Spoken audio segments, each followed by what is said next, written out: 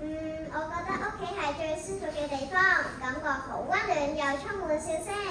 咁你屋企人都幾好喎，我就試過同屋企人嗌交。點解啊？仲記得上星期五，我做完功課，諗住用一陣平板電腦，結果家姐話要用，我唔俾，跟住就嘈起上嚟。之後媽咪收咗部機，我哋兩個都冇得用咯。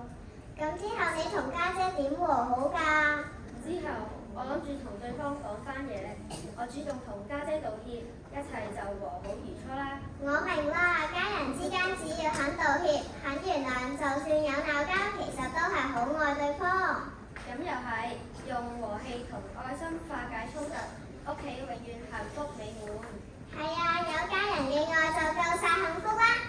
無論發生幾多小風波，我哋都有一個可愛嘅家等住我哋返去。